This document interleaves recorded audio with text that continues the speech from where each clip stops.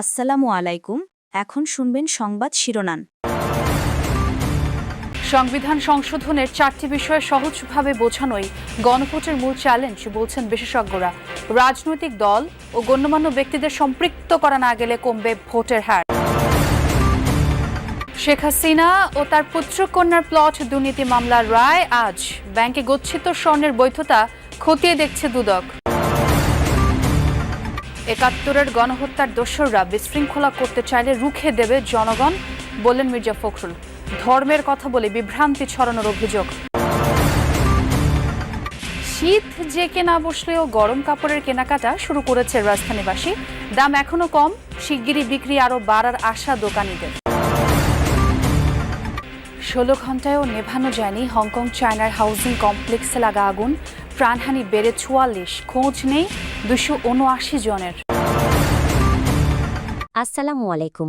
এতক্ষণ দেখছিলেন সংবাদ শিরোনাম, এখন দেখবেন বিস্তারিত।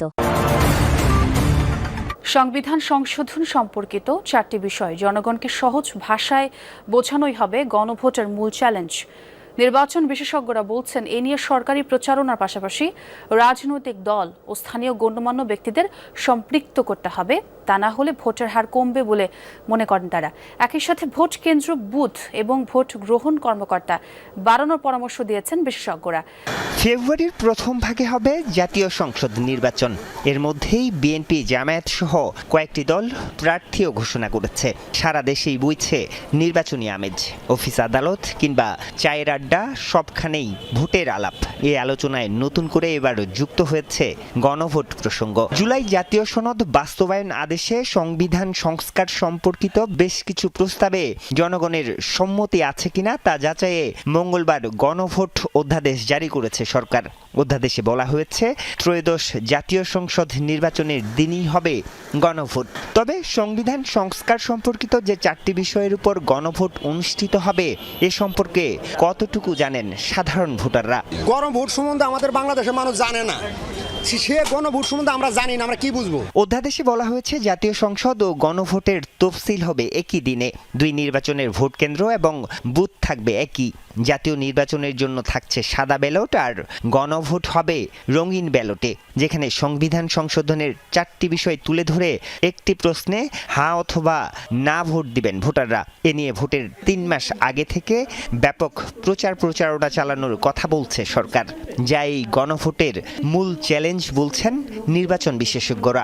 আমরা কতটুকু পারবো সাধারণ মানুষকে রিচ করতে, এই প্রশ্নগুলো কতটুকু তারা বুঝতে পারবে, বুঝে ভোটটা দিবে, এটা একটা রয়ে গেছে।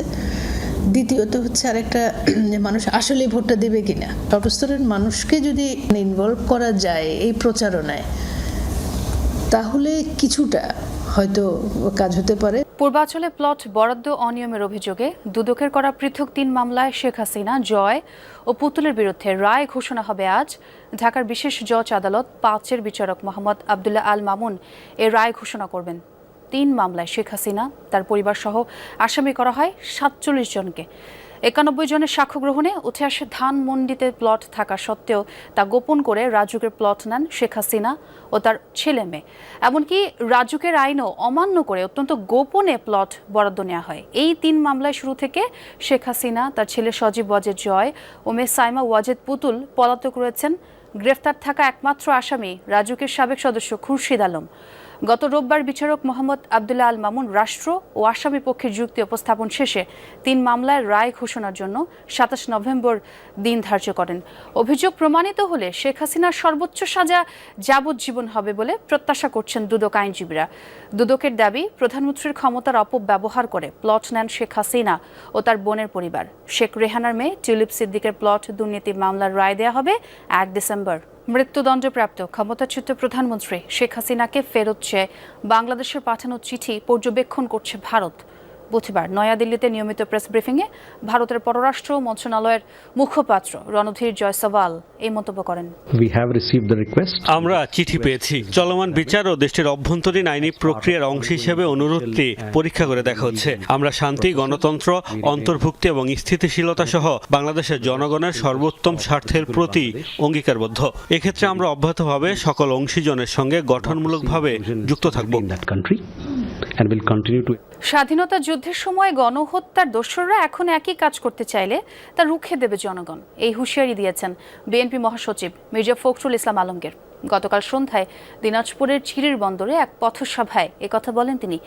একই দিনে গণভোট আর জাতীয় নির্বাচন হলে জেনোসাইড হবে বলে সম্প্রতি জামায়াত আমিরে দেয়া বক্তব্যের প্রতিক্রিয়ায় এই কথাই বলেন তিনি। মির্জা ফখরুল বলেন, একটি দল ধর্মের কথা বলে জনগণকে বিভ্রান্ত করতে চায়, এটি ঠিক নয়। মুসলিমরা তাদের কথা বিশ্বাস করে না। আগামী নির্বাচনে দিনাজপুর সদর আসন থেকে খালেদা জিয়া নির্বাচন করবেন জানিয়ে ফখরুল বলেন, দলের প্রধান এক প্রকার নির্বাচিত হয়েই গেছেন। তার সাথে দিনাজপুর 4 সহ আশপাশের আসনের মনোনীতরা সবাই ভাগ্যবান। একই দিনে গণভোট আর জাতীয় সংসদ নির্বাচন মানে কি?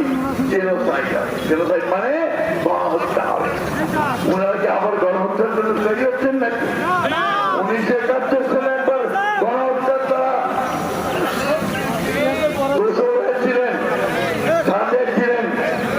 আজকে সেই গণহত্যার কোনো সুযোগ নাই। নভেম্বরের শেষ ভাগেও খুব একটা শীত পড়েনি রাজধানীতে, তবে তাতে থেমে নেই গরম কাপড়ের কেনাকাটা। ঠান্ডা থেকে মুক্তি পেতে যার যার সামর্থ্য অনুযায়ী উষ্ণ কাপড় কেনা শুরু করে দিয়েছে নগরবাসী। দোকানিরা বলছেন, দাম এখনো কম, শীত বাড়লে বাড়বে বিক্রিও। তবে যারা ছিন্নমূল বা গৃহহীন, শীতবস্ত্রের অভাবে দুর্ভোগে পড়েছেন তারা। শীতের আগমনী বার্তার রেশ পড়তে শুরু করেছে কসমোপলিটন এই শহরেও। রাতের শীতল হাওয়ায় উষ্ণ কাপড়ের অভাব ভোগাচ্ছে গৃহহীন ভাসমান মানুষ। তবু থেমে থাকে না যাপিত জীবন। মূলত শীত আসার আগ মুহূর্তেই যার যার সামর্থ্য অনুযায়ী কেনাকাটা শুরু করে নগরবাসী। আর শীত মোকাবেলার প্রস্তুতিতে সবার আগেই মাথায় আসে পরিবারের ছোট্ট শিশুদের উষ্ণতা ও শীতকালীন রোগবালাই থেকে মুক্তির চিন্তা। এখনও শীত পুরোপুরি জেঁকে বসেনি, তাই বেচা বিক্রিও সপ্তাহের ব্যবধানে উঠানামা করছে। তবে ব্যবসায়ীদের সংগ্রহে নতুন সংযোজন তীব্র শীতের দেশের ডাউন জ্যাকেট ও স্নো প্যান্টস। প্রবাসী বাঙালি শিক্ষার্থীদের পাশাপাশি ভ্রমণ পিপাসুরাই এই ভারী শীতবস্ত্রের ক্রেতা।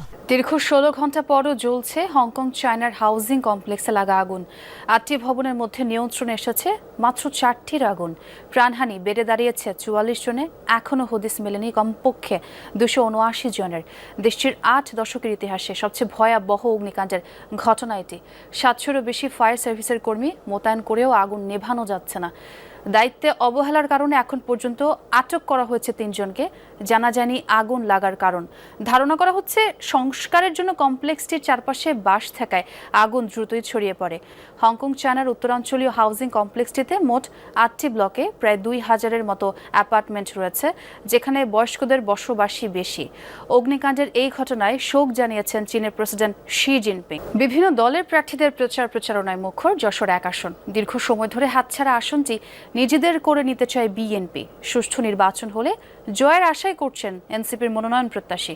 পিছিয়ে নেই জামায়াতও। ভোটাররা চান এমন জনপ্রতিনিধি যার হাত ধরেই ত্বরান্বিত হবে শাসার উন্নয়ন। শহর থেকে গ্রাম সবখানেই এখন নির্বাচনী আমেজ।